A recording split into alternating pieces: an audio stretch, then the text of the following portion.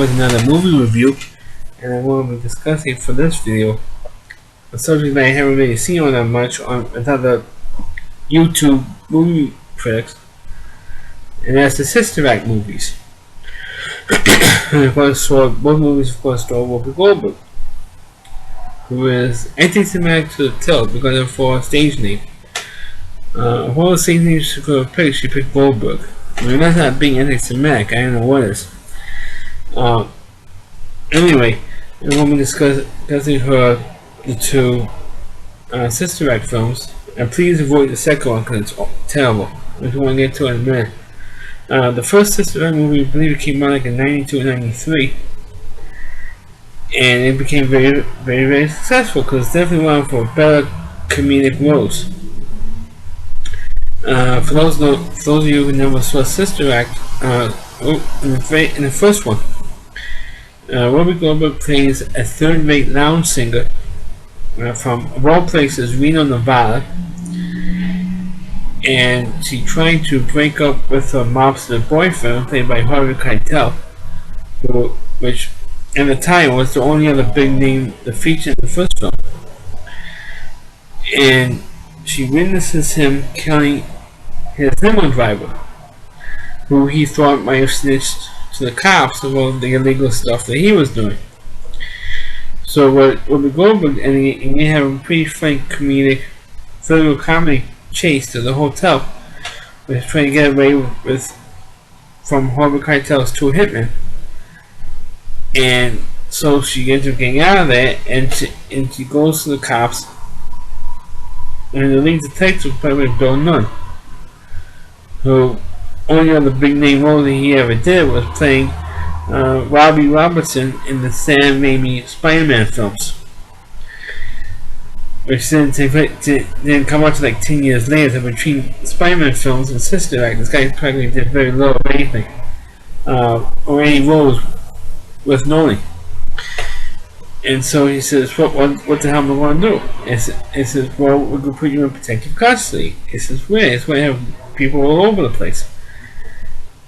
And he says, well, I have one place where Vince, the Harvey Keitel character, is not going to find you.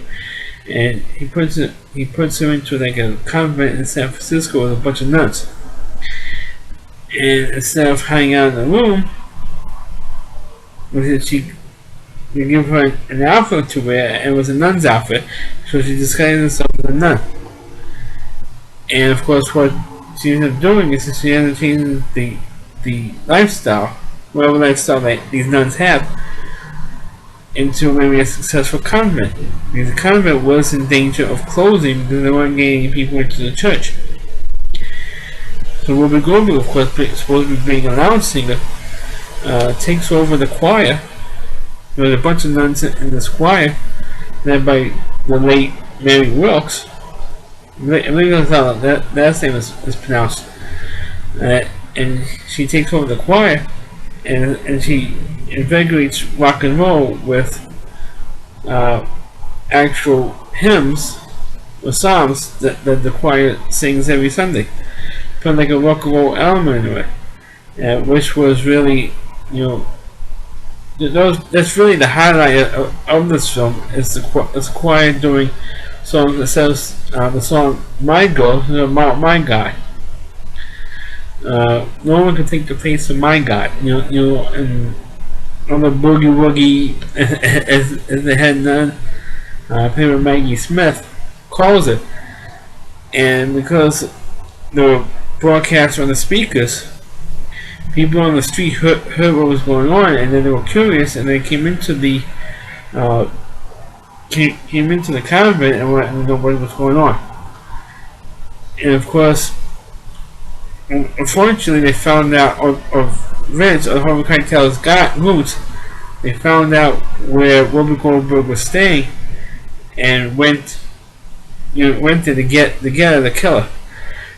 And of course, they took it back to Reno, and of course, all the nuns decided to go back to Reno to save Whoopi Goldberg. And it says, why would these guys kidnap a nun for? And of course, Maggie Smith tells them, hey, look, she's not really a nun, she's like a nun singer, she's hiding out here, and I'm the only one who knows about her, other than the Reno police. We're the only ones who really knew about who she really is.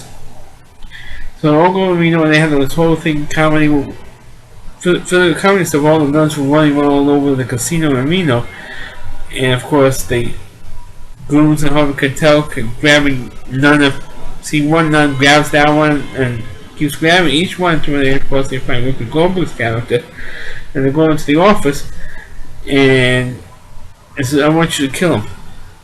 I want you to kill her." And of course, they couldn't do it because she's in a nun's outfit. And Harvey Keitel says, "Oh, come on, we know she's not really a nun. I mean, come on. She's no holier than I am." And of course, he decides to pull this whole act where she's praying. So, and Henry says, "Oh my God, she's praying," And of course, what happened was the cop, the nun character, does save her from getting killed, and the Harvey Keitel character. And of course, he had the classic line from Whoopi Goldberg, says, "I have two words for you, Vince." And one of them says, "Hold it." It says, "Bless you," instead of saying "F you," which everybody expected her to say. But the two, at least one of all the names they could have given Whoopi Goldberg, which made it even real funny, because it was not that long after. The movie came out like a year or 2 years after the whole Anita Hill situation, the sexual harassment, and they called Whoopi Goldberg's character, they gave her a nun's name, and called her Sister Mary Clarence, which of course gave a big laugh because of Clarence Thomas, sexually harassing Anita Hill.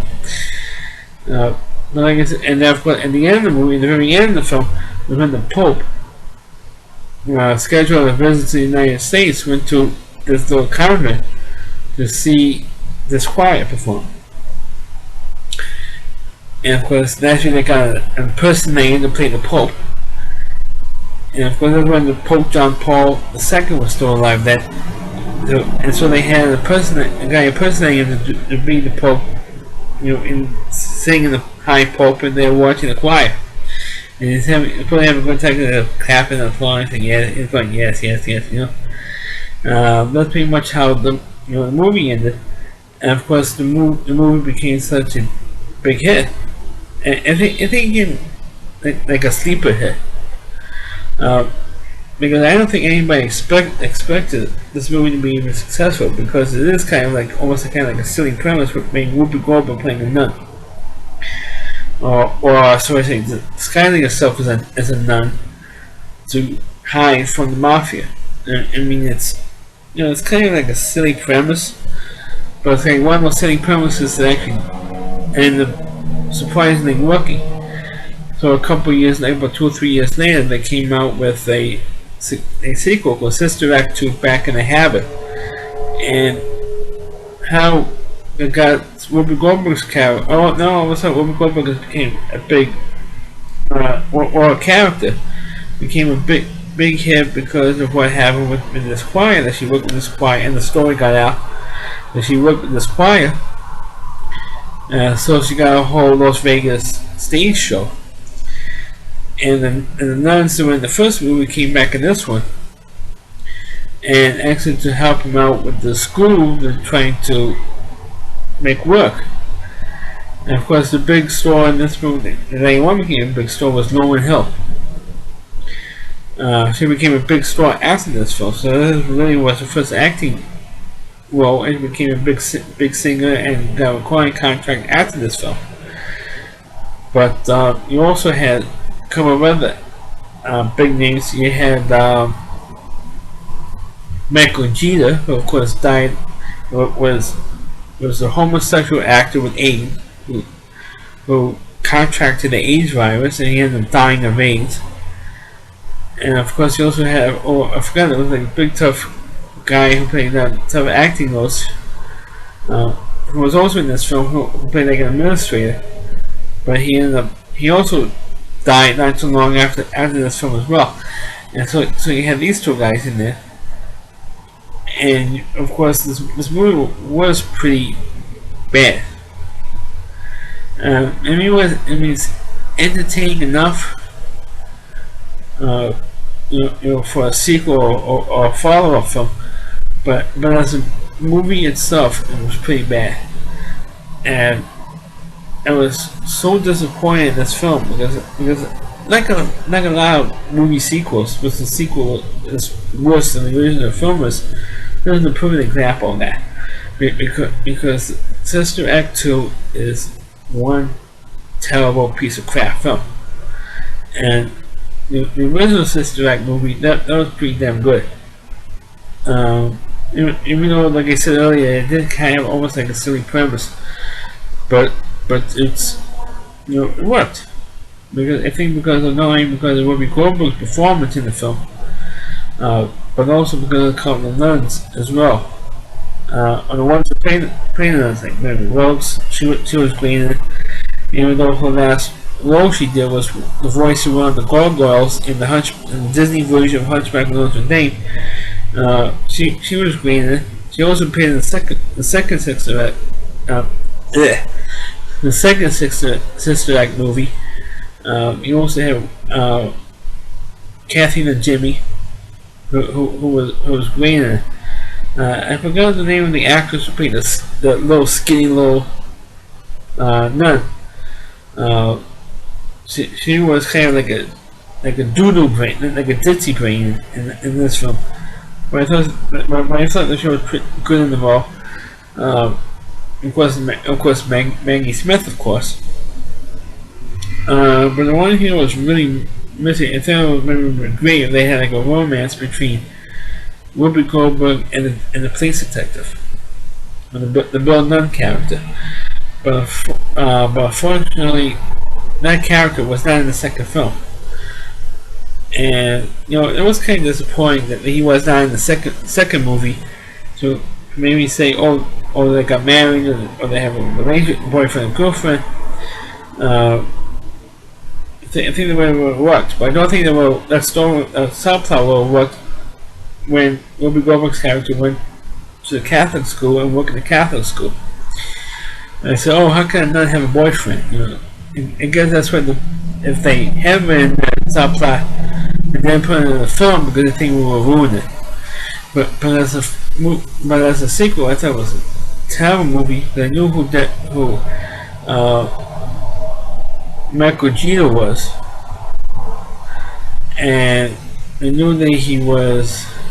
Later on, I knew he ended up being coming out of the closet, so to speak, and being announcing that he was gay and he was dying of AIDS. And of course, you had the other character there who also ended up dying, not from AIDS, but I think from old age or some other health problem. But you had, but as the film itself, I think it was just a waste of time for all this talent that he had in this film, because Michael Gita was a talented actor. He was on a bunch of Broadway shows. He was I think at the time he did Sister Act 2. He was in the television show Evening Shade, with Burt Reynolds. So he do comedy. He did musicals. Because 25 years ago, he was in the Broadway musical Grand Hotel. The Tommy 2 musical that was on Broadway for not that long, but a little bit. And he also, for years, he played on Sesame Street in the Elmo's World segment. He was Mr. Wiggle, Mr. Tickle, whatever his character's name was, when he just did pantomime. He never uttered his character never uttered a word, but he did pantomime in his character. So he is very talented, very physical actor, but he was wasted in this film. James Coleman, that's what the other actor was. I'm thinking big tough guy. James Coleman was in Sister Act 2, and then he lay and died like a couple of years later. But he was also very talented in this tough guy role. Roles back in the 60s and the 70s, playing this tough guy roles. He was wasted. I thought the second movie, Sister Act film, was a waste of time to even watch. I can't believe I wasted all this time talking about the second movie, because it is terrible. And the first one was so good, and the second one was so bad. Unlike other movie sequels Star Wars movies or Star Trek or the Godfather movies. For the second one, usually was better than the first one, just as good, if not better than the first movie. This one was such a waste of time. The second movie, the Sister Act film. Well, that's my reviews of the Sister Act movies.